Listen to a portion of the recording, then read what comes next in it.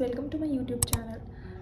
मेरा नाम है छवि गोयल और मैं UCMS की करंटली एक स्टूडेंट हूँ। मेरा सेकेंड प्रॉफ जस्ट अभी ख़त्म हुआ है और मेरा थर्ड प्रॉफ स्टार्ट होने वाला है। ये मेरा यूट्यूब चैनल का पहला वीडियो होने वाला है and in this video I will be telling you about कि कैसे फर्स्ट ईयर में हम लोगों को क्या क्या प्लेटफॉर्म्स और क्या क्या बुक्स हमें यूज़ करनी होती है। So let's get started.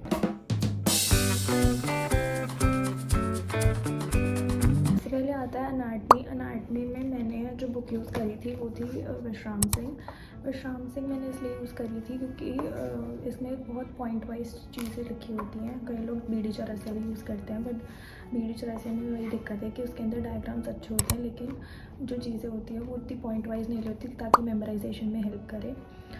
इसके 3 एडिशंस हैं, अपर लिम्ब का, हेड एंड नेक का एंड एब्डोमेन।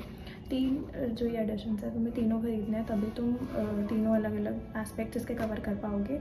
ग्रॉस के लिए मैंने जो प्लेटफॉर्म यूज़ किया था वो था ई-गुरुकुल is an very nice app क्योंकि उसमें चीज़ें सारी इमेजिन करवा देते हैं। जो सर हैं अश्विनी सर, वो चीज़ों को इतना अच्छे से पढ़ाते हैं कि तुम्हें डायसेक्शंस जो अलग अलग फिजाइडल सेक्शंस और कोर्नल सेक्शन अलग अलग जो सेक्शंस लेने होते हैं वो तुम्हें इमेजिन हो जाते हैं एंड देन तुम अच्छे से सारी चीज़ों को ज़्यादा रिटेन करो। क्रॉस एनाटमी के अलावा और भी एस्पेक्ट्स होते हैं जो हमें एनाटमी में कवर करने होते हैं, जैसे कि एम्ब्रियोलॉजी, हिस्टोलॉजी वगैरह।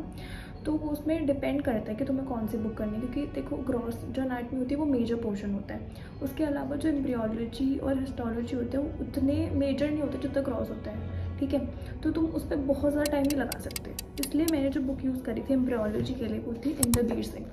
लेकिन इंद्रवीर सिंह में बेनिफिट हमें क्या होता है कि जो ये बुक है वो थोड़ी कंसाइज्ड है, मतलब हम बहुत ज़्यादा नहीं पढ़ना पड़ता है इसके अंदर से, तो इस वजह से तुम जल्दी एम्ब्रियोलॉजी कवर कर पाते हो।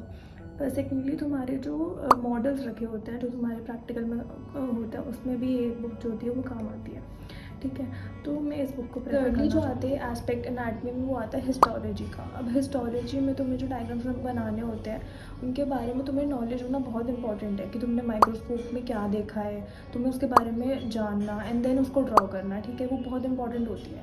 तो तुम सिर्फ देख के ड्रॉ नहीं कर पाते, तुम्हें उस चीज़ की अंडरस्टैंडिंग होना इंपॉर्टेंट है। इसके लिए तुम्हें एक बुक की ज़रूरत पड़ सकती है, वो तुम्हारे पर डिपेंड करता है कि तुम्हें उसकी ज़रूरत पड़ती है या नहीं पड़ती। क्योंकि अगर तुम्हें अंडरस्टैंडिंग चाहिए तो मैंने जो बुक यूज़ करी थी वो डिफायर थी, ये हमारे लैब में भी यूज़ आती थी, ठीक है। तो जब भी तुम कोई हिस्टोलॉजी का डायग्राम देख रहे हो तुम इसके अंदर देख सकते हो, इसके अंदर सारे जो डायग्राम्स होते हैं वो दिए होते हैं ऑलरेडी जो तुम माइक्रोस्कोप पे देखते हो ताकि तुम उसको ड्रॉ कर सको। तो इट हेल्प। एनाटमी का मेजर पोर्शन होता है वो हमारा होता है डायग्राम बेस्ड, क्योंकि जब भी हमें पेपर में भी होता है हमें बहुत सारे डायग्राम्स बनाने होते हैं। तो ऑफकोर्स ये बात है तुम्हें डायग्राम की प्रैक्टिस के लिए भी कुछ ना कुछ चाहिए होती है क्योंकि कुछ बच्चे जो होते हैं वो नहीं कर पाते ऐसे रेगुलर प्रैक्टिस। इलस्ट्रेटिव एनाटमी मेरे डायसेक्शन हॉल में ये वाली बुक लेके जानी होती थी और इसके अंदर हम लोग ड्रॉ करते थे। इसके अंदर सारा हम लोग ऐसे दिए होती हैं चीज़ें तो हम उसको ड्रॉ करना होता है बगल में, ठीक है। तो ये बुक अच्छी है फॉर डायग्राम प्रैक्टिस जो कि एनाटमी में बहुत है। मैंने ओवरऑल एनाटमी चाहे वो एम्ब्रियोलॉजी वाला पोर्शन हो, ग्रॉस वाला पोर्शन हो, मैंने हर चीज़ के लिए अश्विनी सर को ही फॉलो किया था। वो हर एस्पेक्ट में सब चीज़ों को बहुत अच्छे से कवर कराते हैं। उसके बाद तुम्हें बुक रीड करनी होती है, ऐसा नहीं है कि वो पढ़ लिया तो बस तुम्हें बुक रीड करने की ज़रूरत नहीं होती, तुम्हें उसके बाद भी बुक रीड करनी है बट इमेजिनेशन वो पूरी करवा देंगे जिसकी वजह से तुम चीज़ों को रिटेन ज़्यादा। हम इसके बाद अपने नेक्स्ट सब्जेक्ट के बारे में बात करते हैं जो है बायोकेम। अब बायोकेम बहुत लोगों को ऐसा लगता है कि बस उसमें पास हो जाएंगे, इम्पॉर्टेंट नहीं है उतना, ऐसा नहीं होता है। बायोकेम भी बहुत इंपॉर्टेंट है और सच बताऊँ तो मेरे को बायोकेम अच्छा लगता था तो मैंने थोड़ा ज़्यादा पढ़ा बायोकेम। बायोकेम के लिए जो मैंने बुक यूज़ करी थी वो थी दिनेश पुरी। वो मैंने इसलिए यूज़ करी थी, फर्स्ट ऑफ ऑल जो दिनेश पुरी सर है वो हमारे बायोकेम के HOD हैं। सेकेंडली जो ये वाली बुक है वो चीज़ों को बहुत अच्छे से इलेबोरेशन में पढ़ा देती है, मतलब थोड़ी वास्ट है, थोड़ी मोटी बुक है। फिर तुम्हें अंडरस्टैंडिंग अच्छे से डेवलप करनी है, ग्लाइकोजनलाइसिस, ग्लाइकोलाइसिस, ये सब क्या क्या होता है तो तुम अच्छे एक्सप्लेनेशन इसकी जान सकते हो। रही बात प्लेटफॉर्म की, तो बायोकेम का कोई पर्टिकुलर प्लेटफॉर्म मैंने फॉलो नहीं किया, तो जो भी मुझे क्लास में पढ़ाया जाता था वो मैं ट्यूटोरियल्स में पढ़ के जाती थी ताकि मैं ट्यूटोरियल्स में जो भी मैम पूछे तो उस बेसिस पे मैं अपनी जजमेंट कर सकूँ कि मुझे कितना आता है एंड फिर जो नहीं आता था उसको मैं घर पे आके रीड करती थी एंड सबके लिए मैंने डायरेक्टली बुक से ही रीड किया है दिनेश पुरी। अगर आप वीडियो से ही आप चीज़ें रिटेन कर पाते हो तो आई प्रेफर मैरो पे बहुत अच्छी मैम है, वो सब कुछ आपको बता देंगी इन द सेंस देन आप बुक से रीड करोगे तो आपको ईजी हो जाएगा पढ़ना। तो आप marrow. Third subject is physiology में सबसे बड़ा इशू यही आता है कि फिजियोलॉजी में कोई भी एक पर्टिकुलर बुक नहीं है जिसको तुम पूरा ब्लाइंडली फॉलो कर सकते हो कि तुमने अगर वो बुक कर ली तो मतलब तुम पूरी फिजियोलॉजी आ गई है। और इसी वजह से सब बच्चे अलग अलग बुक्स पढ़ते हैं। कुछ लोग गाइटन पढ़ते हैं, गनोंग पढ़ते हैं, कुछ लोग दूसरी बुक्स पढ़ते हैं जैसे ए.के. जैन और ये सब। लेकिन जो मैंने फॉलो करी थी बुक वो थी जी.के. पाल। मुझे ये बुक इसलिए अच्छी लगी थी क्योंकि गाइटन जो होती है वो बहुत ज़्यादा हो जाती है, ए.के. जैन बहुत कम हो जाती है। टू मीडिएट दोनों के बीच में मुझे ये जी.के. पाल ज़्यादा बेटर लगी थी। चीज़ों को अच्छे से एक्सप्लेन भी कर देता है और उतनी वास्ट भी नहीं होता कि पढ़ी हुई ना जाए, ठीक है। तो मुझे जी.के. पाल बेस्ट लगी थी बुक। लेकिन अगर तुम मेरे से लास्ट टाइम चल रहा है, तुम्हारा अभी टाइम निकल चुका है कि अब तुम नहीं कर सकते हो तुम जी.के. पाल, तो उसके लिए तुम ए.के. जैन यूज़ कर सकते हो। It's a good book. तुम्हें ये पॉइंट वाइज चीज़ों को सारा मेमोराइज़ करवा देगा, ठीक है।